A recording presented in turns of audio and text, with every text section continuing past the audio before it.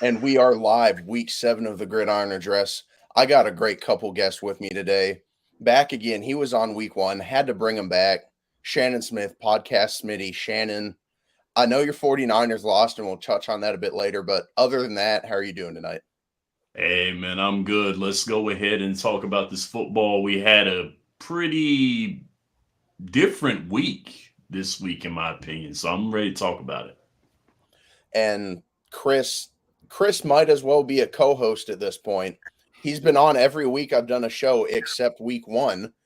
But yeah, Chris, Steelers, we're going to preview that game. How are you doing tonight? I know you just moved up to West Virginia again.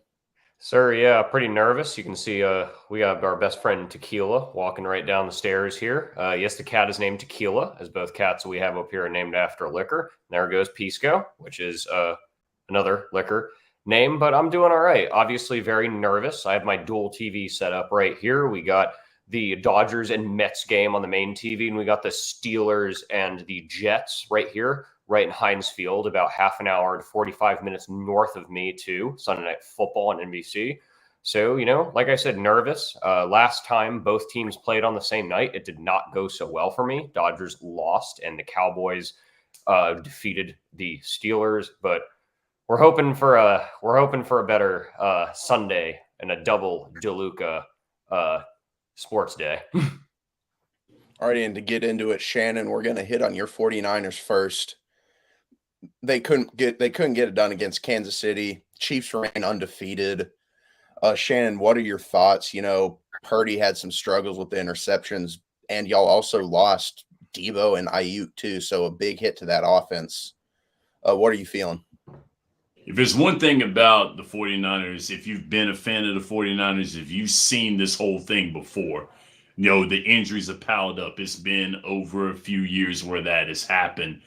And one thing about San Francisco is that they have a next man up mentality. And that's what my guys have embodied over the years.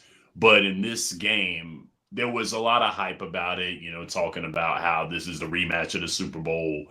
And it was put very well that there's not going to be any champagne. There's no confetti if my guys won. So this is a regular game. And in this game, my guys did not take care of business. Yes, the injuries come.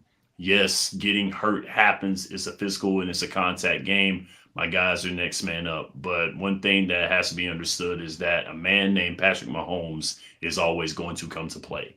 There were some times where my guys did not make the right reads in that goal line play where the offense was spread out and the receivers were spread and Patrick Mahomes ran it in for a quarterback delay. That just shows you just the mentality of the Kansas City Chiefs, just how methodical they are, just how smart they are, just how able they are to break down defenses. That's what that offense did. Mahomes made plays. Mahomes was able to do what Mahomes does. He has that magic. It's not necessarily magic. It's the fact that that man is very talented in that offense and that team knows how to win. And that's just something that my 49ers have had a little trouble with this year. The injuries have came. There were games that my guys should have won. This game was a game that they should have been more competitive in, but Kansas City outmatched us. I hate saying that, but I am not a delusional fan. They got outmatched. My guys got outmatched. They got to do better. They got to lace it up, and they got to get it going because the Cowboys are coming this week. Chris, what do you think's going on with the 49ers?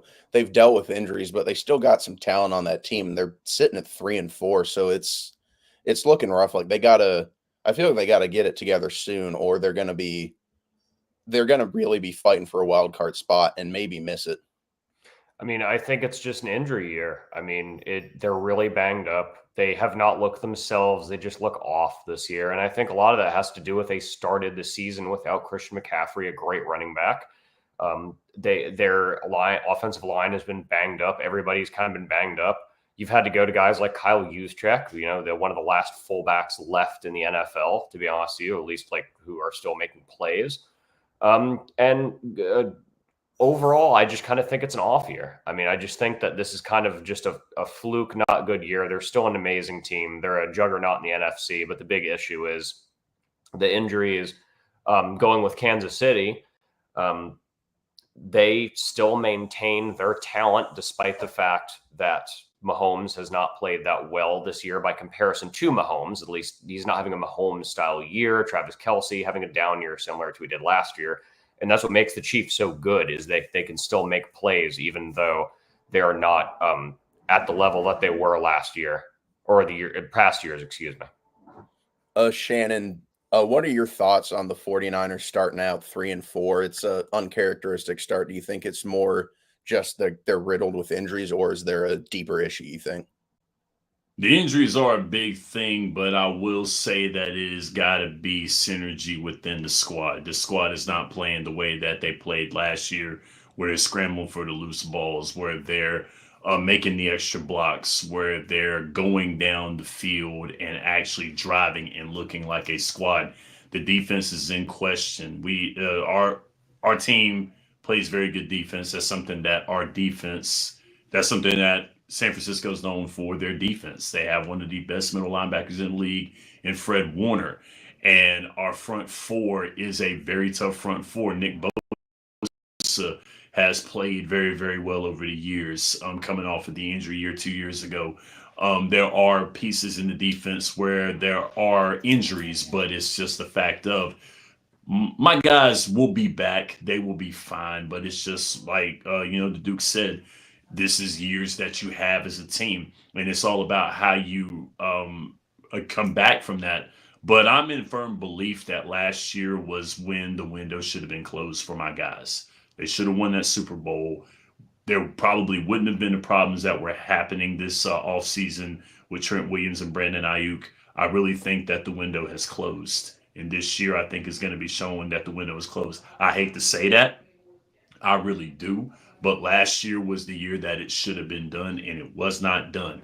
And that is where we're going to start to see that this year. It hurts, but it just shows you that the building is there, and you have to make sure that you're making the right moves. And this year will show who my guys are. And real quick, before we move on to the Panthers game, last thing on the 49ers, they moved on from Steve Wilks. To me, it felt like he was a scapegoat. They were looking for someone to blame, and they blamed Steve Wilks, which seems incredibly unfair. I personally think the 49ers defense would look better with Steve Wilks. They've been solid, but not like the 49ers defenses that we've come to know. Shannon, do you think they would have been better off hanging on to Steve Wilks? They should never let him go. He was a scapegoat, and that really, really hurts that happened. Someone had to take the blame for that, but yet and still the team themselves should have taken the blame for that, because it wasn't just the defense that messed up the Super Bowl. It was the fact that it was a team game, and a team game, and you have to win as a team, you have to lose as a team. But, in the pros, there are scapegoats. Someone has to shoulder the blame. It's like with Alabama, Kalen DeBoer is shouldering the blame of 2 losses that Alabama has gotten. Someone's taking the blame. And that was what happened. It was a bad decision. It was wrong. But someone carried the blame, and Steve Wilks was that guy, and that was not good. Chris, do you think 49ers should have kept Steve Wilks? I think it was a bad decision. I mean, obviously, it was a scapegoat. The 49ers are in a weird situation because they're an incredibly elite team. And I don't think that an elite team, similar to the example that Shannon made with DeBoer, is there should not be a scapegoat in general with an elite team like that, like the Alabama Crimson Tide, like the San Francisco 49ers, who I still believe they have a top 5 defense in the league, despite how banged up everybody is. I think that was a bad decision to get rid of Steve Wilks. And like I said before, I think the 49ers are just kind of in a down year. It's kind of a weird, just off year. They don't look themselves this year. But yeah, Steve Wilks, interim head coach for the Panthers a couple of years ago, they should have kept him too. I agree. And moving on to Panthers recap, I mean, it's getting hard because I'm just saying the same old things about the Panthers week in, week out. There was a glimmer of hope. Honestly, for a couple weeks there, the offense looked functional against the Raiders and the Bengals. I was like, hey, Andy Dalton's got a little something going on. Nope. He's got nothing going on. He's the Andy Dalton that we really know, like a solid backup, but you can't rely on him to lead your team to victories. And I mean, they just struggled at all levels. They just cannot get pressure on the quarterback. They need to urgently address that pass rush. Get out of the 3-4. It's not working. They tried it a few years ago too, and the 3-4 didn't work then. They go back to it, and it's not working now. I'm concerned that Evero's going to be out of a job eventually, and he's going to fall victim to more scapegoating for the Panthers. And I have faith in him as a defensive coordinator. I mean, they're down their two best linebackers. Derek Brown's out. I think it's Ashawn Robinson. He's injured as well. I mean, they can't stay healthy. Shannon, do you think that Carolina should hit the reset button, trade what they can, and get some draft capital and just accept the fact that they're going to have to rebuild and just suck for a few years, or try and keep a little bit of a core? They got to reset it. I mean, it's time to reset. I am hurt twice because I cover the Panthers on the Back Row Sports Radio's YouTube channel, The Cat Cave. I cover them. It hurts. Ryan and I are going to have to sit down and analyze this game. This is rough. But I think that's what has to be done because good teams build in the draft. You know, Duke, you can attest to that being a Pittsburgh Steeler. My 49ers can attest to that as well. You know, the model of building in free agency is dumb. It is very, very dumb, which especially we're going the NFL. Yeah, we're going to foreshadow, you know, and once again, I'll get back to that later when we talk about our Sunday night game. I'll get back to that later. But the fact that building in free agency never works, it does not work. You have to have a solid draft, and you got to draft good players, and you got to have a scheme. Panthers do not have that. And it is shown by the way that they're playing and by or lack thereof. And it is just, it's hard to watch, you know, very hard to watch. And they got to reset it. It's got to go. Do you think that they should, while his trade value is as high as it's going to be, should they move Bryce Young, or do you think they should keep him and have some faith that he's going to develop into the player that they wanted him to be?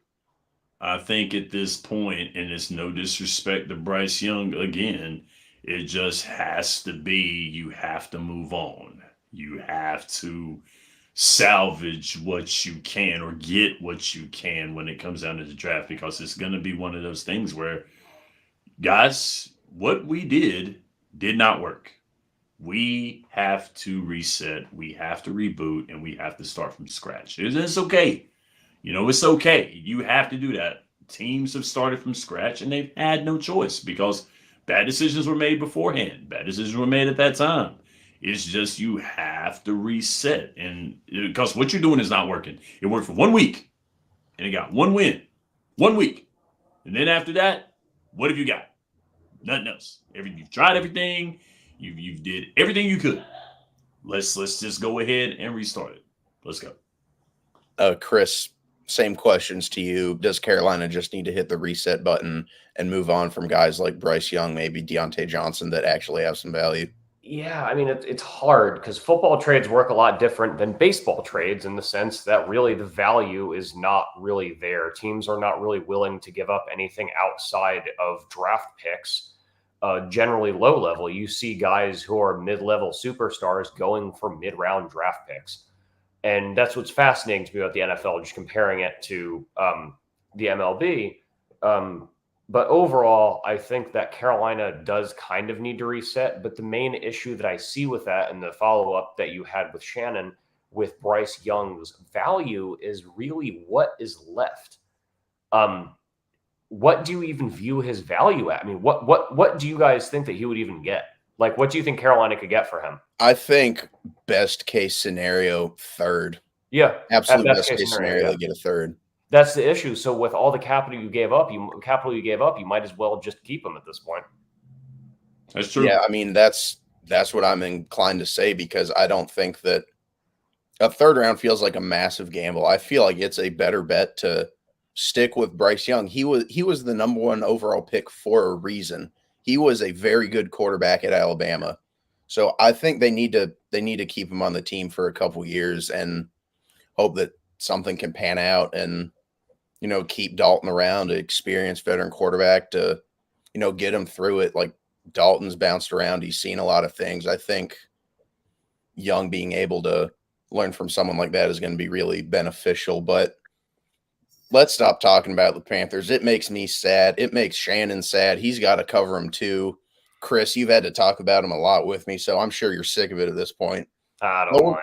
I don't mind. We're gonna like I said, that's what I love about that's what I love about this channel is we focus on our teams and we also focus on the league in general. That is the outline of almost all of our shows is we talk about the teams that we like personally, but also we highlight the league in general, news in general. That's the way I try and structure my show. You structure yours and Shannon structures his as well. And that's what makes Boom Broadcasting the best up and coming sports YouTube channel and social media outlet on the internet. Jason in the comments. Appreciate you, Jason. A lot of this depends on the coaching staff. Does the staff stay and do they believe in Bryce Young?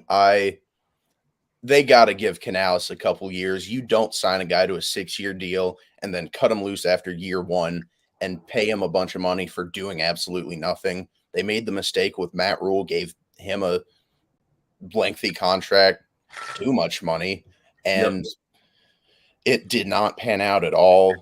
The Nebraska getting whooped kind of brought a little bit of a smile to my face to touch on college football a little bit. I was grinning and get this week. Now. And they gonna get Nebraska football's fun, man. I love Nebraska football. I only say that I love Nebraska football. I'm not a big fan of Matt Rule. This week, they're gonna get it again this week. Who they got this week? Ohio State, I think. Oh, right? It's bad. Quote me if I'm wrong. I think Ohio State. Yep. Yeah. It was on the TV just a minute ago. They about to get it. That's gonna be. I think Ohio State's gonna be playing angry after that Oregon game. They're gonna come out firing. It's gonna be rough for Nebraska. But I like Dylan Rule, though. I really do. Plus, like I said, I'm rebuilt. Like we've talked about, Aaron and I have talked about. I'm rebuilding college football 25, and they're a classical program. They're just fun. So I always have a little soft spot for Nebraska, especially because my Mountaineers are just about as disappointing this year. But getting back to the NFL, Texans and Packers had a great game. Packers win on a last-second 45-yard field goal. Both teams are sitting at 5-2. Chris, I'll pose this question to you first. Which team do you think has a better chance of making a run and building off of this strong start to the season? I still have to go with the Texans. The Texans were my pick to win, and it was a very close game. The game-winning field goal was really good, which you got to see on NFL Red Zone.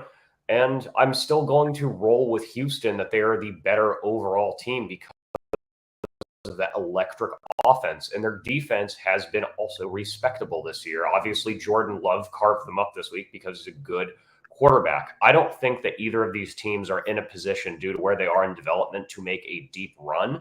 I will contradict what I said a few weeks ago in the Gridirion address where I thought that the Texans could make the AFC Championship and finally get that monkey off their back because they're the first team to they're the only team to never make the AFC Championship. And I don't think that they're going to physically be able to do that, though. I think they'll win the division comfortably because of their division mates. Green Bay will probably be a wild card. I still give that to Detroit. But overall, I would say that the Texans are still more built due to their respectable, not amazing, but respectable defense to make a run. Shannon, same question to you. I got to go with the Texans as well, too, because I look at the conference. The AFC South is absolutely they're garbage. You know, to quote Jim Moore, if you saw on my Facebook what I shared, they don't do diddly poo compared to what the NFC North does because the NFC North is tough. And we're going to talk about the game later, the other NFC North game that we had. But the NFC North is absolutely tough. The AFC South is a winnable conference that the Houston Texans will win because they have one of the best rising star quarterbacks in C.J. Stroud. They have an upstart offense. They believe in their head coach. D'Amico Ryans is a wonderful coach who was a former 49ers defensive coordinator. They love D'Amico Ryans. They want to play for D'Amico Ryans. This squad loves him. The fans love him. The city wants him, and they believe in their Houston Texans. And I believe that they will be poised to have a deeper run than the Packers will. And that's no disrespect to the Packers. It's just where they are. Jason made a good point. The NFC North is brutal. That's the best division in football right now. I mean, gauntlet. They are gauntlet. Just insane. And moving on, the other NFC North game, Lions get it done against Minnesota. What did I say? Are the Lions, Shannon, do you think the Lions are the favorite now after their win over the previously undefeated Minnesota Vikings? Yes, I saw this coming. I saw this win coming for Detroit. Detroit is on a mission after last year when they lost some of my guys. That was a debatable game, a game they had won. That was something else for them to look at as bulletin board material for this year. Dan Campbell, another coach that is fully has his team. Dan Campbell is a player's coach. They love that dude. The city loves that dude. Once again, these coaches right here, when they talk about is coaching in pro football, you know who the coaches are. If you're a good squad, you know who the coach is. And everyone knows Dan Campbell is the coach of the Detroit Lions. He's got that squad rallying. He's got that squad ready to play. I hate it for Aiden Hutchinson. That was a big loss for them. But I really think that Detroit is still going to make a poised run in the NFC. Again, I hate to say it. And Ron Frick, my co-host, if you're watching this right here, man, I got you guys playing in the NFC Championship this year. Go Detroit. They're doing a heck of a job. Good job, fellas. Chris, do you think the Lions are the favorites to come out of the NFC? Yeah, no, I mean, I think that they are. I think that they could definitely make a Super Bowl run, especially with how weak the NFC is this year. Do I think they can win a Super Bowl? That's going to be challenging, but there's a lot to be said there. And that defense, despite the fact that they lost Aiden Hutchinson, I also picked Minnesota, and it was a good game as we expected it. But I still think that they have a good chance. I think they're the better football team when you compare them to the Vikings. And the NFC is incredibly competitive, especially as the aforementioned 49ers are having a down year, who are generally the juggernauts of that. But like we said before, it's just a weird off year due to the injuries. I think that this could be the year that the Lions could make a Super Bowl, and that would be really, really good for football, if you ask me. I mean, Motor City, having success in any sport is awesome. We saw that with the Detroit Tigers, and I would love to see the other feline-themed team in that city to make a run. Jason pointing out Montgomery injury might bug that Detroit offense a little bit. Look, it takes away that duo they got going on with Jahmyr Gibbs and David Montgomery, but Jahmyr Gibbs is an amazing running back. I think that Detroit offense is going to be just fine if it's just Jahmyr Gibbs rolling forward and Montgomery's got to take a step back. He had a monster game today. Mm-hmm. Monster game on the ground today. It was 120 some yards and 2 touchdowns off of 17 carries. I mean, that man was running all over the place, man. That against Minnesota's squad. Minnesota's tough. I mean, I got to give credit is due. I've talked a lot of junk about Sam Darnold, and I'm very sorry. So I did too. They surround him with a team, and that's what happens when you surround guys with a team. We're talking about Bryce Young and all the younger guys who are having trouble right now. This is what happens when you have good coaching, when you have a squad that's invested in you, and also it helps when you have one of the best receivers in the league as well too, in Justin Jefferson. But also they look at you and say, "Don't you blow it." And he's not doing it. He's not blowing it. That offense is doing well. And that defense is playing timely. This was a dog fight right here. Detroit by no means rocked that game by any means. It was back and forth, and they almost gave it back to Minnesota. So it's going to be a fight for the NFC North. And it is a gauntlet of a division. You're right. And moving on, this is something I want to make sure we have plenty of time to discuss. It might take a little bit. Could it be Jameis Winston time in Cleveland? Deshaun Watson goes down in the first half with an Achilles injury. Let's go. Yes, we can all look. I am not one to take joy in players being injured. I think in a lot of in every circumstance, it sucks to see. You want the best players out there playing, and you also just don't want to wish harm upon any decent person. But I'll say this publicly. I don't think Deshaun Watson's a decent person. So I'm a little happy. He wasn't playing good. I don't think he should have been playing. Jameis should have been in sooner, but you don't bench hundreds of millions of dollars of guaranteed money. You just don't do that. And first part of this question, Shannon, do you think that Deshaun Watson contract is the worst contract in sports, given how bad he's played? Now, I'm a little older than you guys, and I remember the Herschel Walker deal. That's the trade. That one, the Charles Haley deal, are looked at as probably the two worst deals in all of the NFL. But I really think right now this has to be the worst trade in all of the NFL, because the fact that Browns are building the Houston Texans and the Texans don't have to do anything but pick guys in a draft.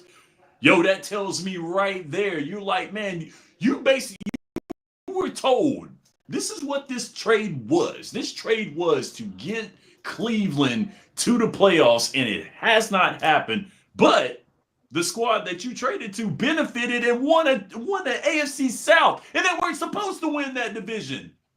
You could really? This is the worst trade ever. Get it out of here. Done. Chris, what are your thoughts on the massive trade and the massive contract they gave Watson? It is the worst contract in the history of professional sports, North American professional sports at least. And I will say this totally on record as well, that the Browns, not their fan base, except the ones who are supporting him, because I saw some of the shirts they were wearing, the signs that they had. A good friend of mine is a Browns fan, and he has the same opinion I do. This is what you get. This is what you get for signing a man who had known legal issues before. The Texans essentially told him, hey, are you sure you want to do this deal? And then they're like, hey, yeah, gladly. They knew about the legal issues. They knew about his leadership issues that he had in Houston. And they probably just cracked that up to just be, oh, Bill O'Brien's your head coach. So you're just going to assume that it's on the head coach. You go into a relatively competent head coach in Kevin Stefanski. I'm not going to say he's great, but he is a competent play caller, competent guy.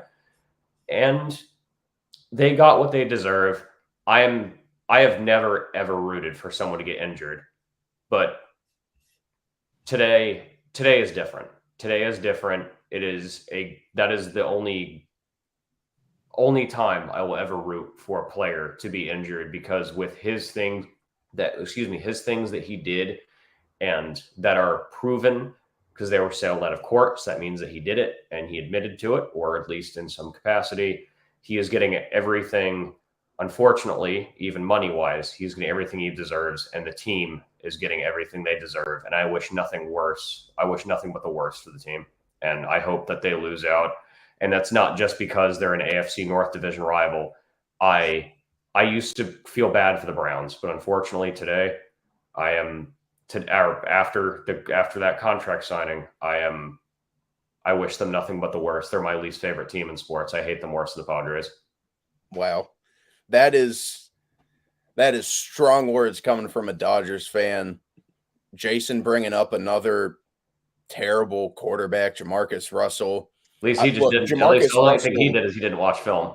He's bad. He's worse, but it's the fact that Cleveland handed Deshaun Watson hundreds of millions, and he's almost playing like Jamarcus Russell. And poor Baker left. Like, Baker's like, forget about it, I'm gone. And I thought Baker was a chump for that, but nah, Baker saw what we're seeing right now. Like, Baker saw this already, and we didn't know it, and now we know it. Mm-hmm. It's just rough. Jason, Cleveland fans have got it rough.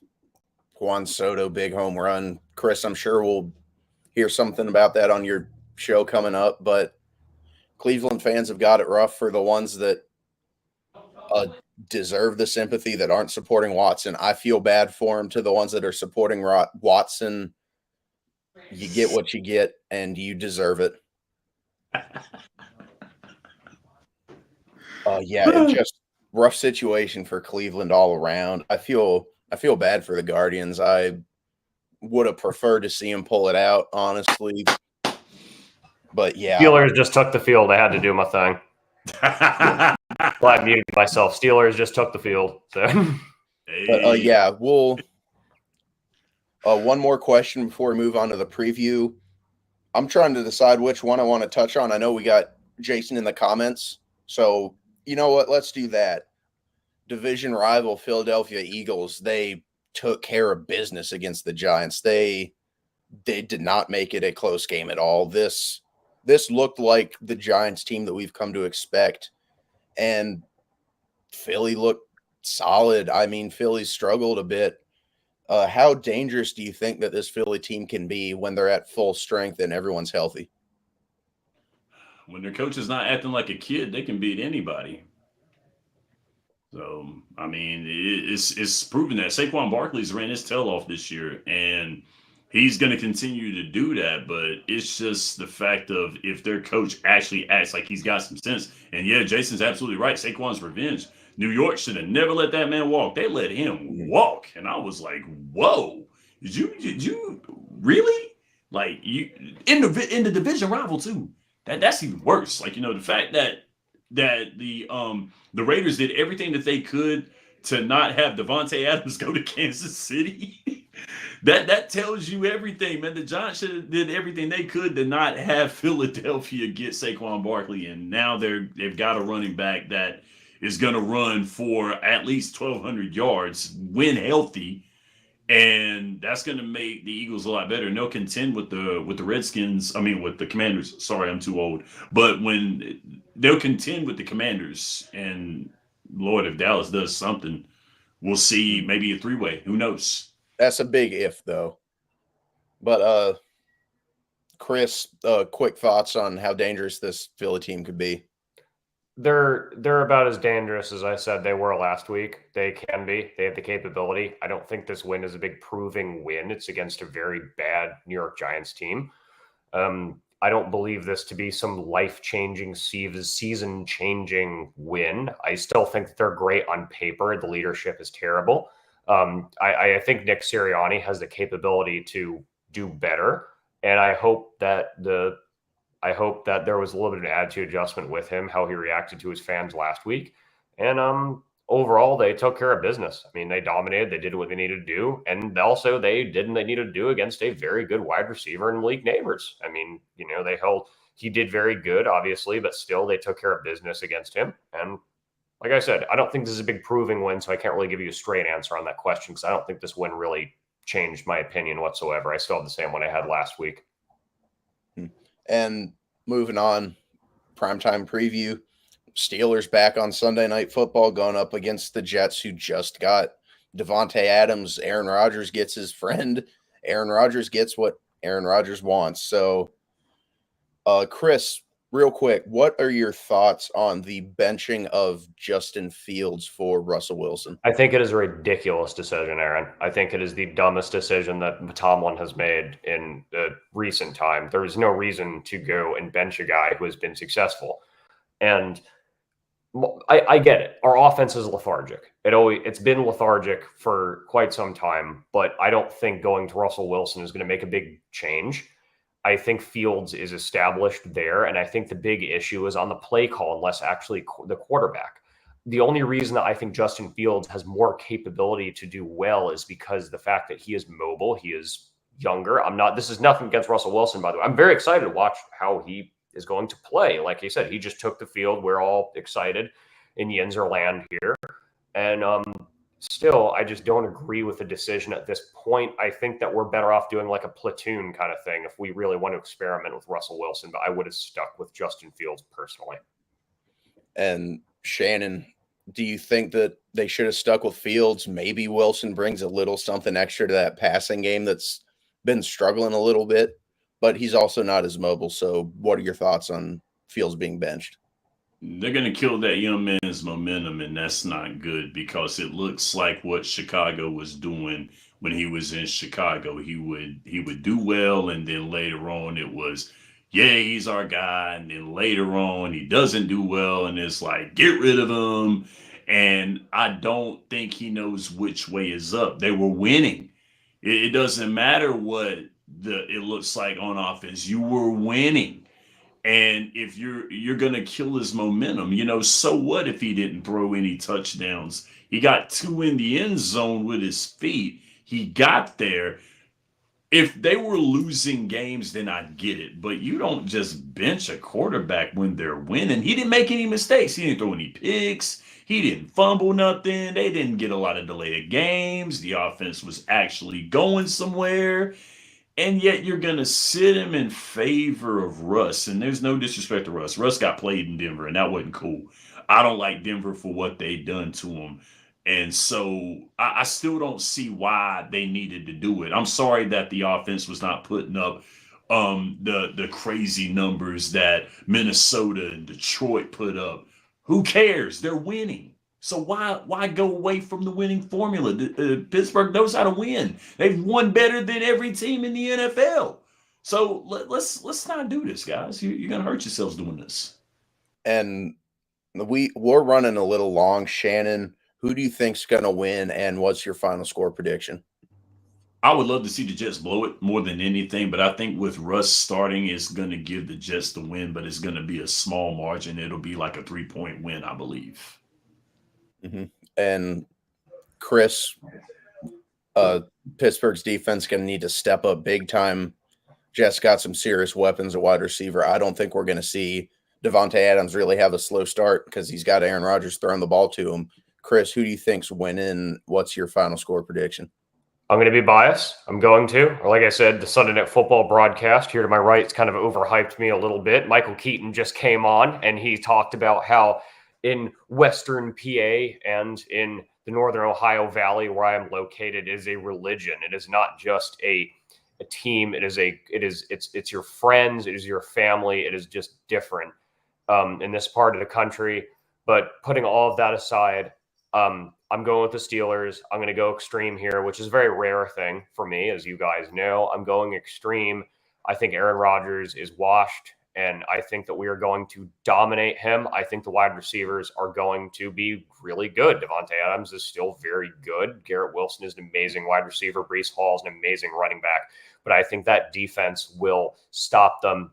And I'm going to go put up my terrible towel and ask you guys this one question that we always ask up here. We got 6. How many Yins got? I think that we are going to win, say 26-9. Just say a random thing. 26-10. Sorry, 26-10. We'll do 26-10. We're confident. We're trying to just feel as good as we can. And like I said, we got games on both TVs. Tomlin's up here. He just spoke, and I'm about to be let down probably. But what are you gonna do? Yeah, I think I'm inclined to back the Jets. I picked them on me and Chris's Instagram account, Football and More. You can go follow that for full predictions week in, week out. But I don't know if the Steelers defense is going to be able to stop all the weapons that the Jets have. I think a Devontae Adams-less Jets offense, they got a chance. Lazard and Wilson were both looking good. Jets have a couple good running backs in Breece Hall and Braylon Allen, but I think it's going to be too much for even a good defense like Pittsburgh to stop. I think Jets get it done 24-17. I think they win by a touchdown. Hopefully it's a solid game, though. That's all I really care about in a situation like this. I have no strong feelings about either team, even though all my family's from Pennsylvania, and by all accounts, I should have been a Steelers fan, but I'm not. You don't like the culture? No, I'm good on that. Jason also back in the Jets pick. And real quick before we wrap, he's in the comments. He came on a little late. My friend Andrew, big Commanders fan, 40-7. Yeah, we touched on it earlier. You should have been in earlier. But yeah, Commanders starting 5-2. They're going to be great. I've said it a couple weeks now. It's their division to lose at this point. They're looking super good. You hate to see Jaden Daniels get hurt, but came back out on the field. Hopefully he's fine. And No Marcus comment by Mariota. Dan Quinn, by the way. He said that there is no update on him, but he did come out there. He gave the thumbs up. I saw in Red Zone. He gave the thumbs up to the fans. The tree closed. That's a great sign for him. But yeah, and Marcus Mariota looked pretty solid, granted against a terrible Panthers defense, but I wish we had more time, but we got football to go watch. This will do it for week 7 of the Gridiron Address. Thank you all for watching. Shannon, any quick words before we head out? Watch Quick Hits on Tuesday at 9 o'clock. Make sure that you're there.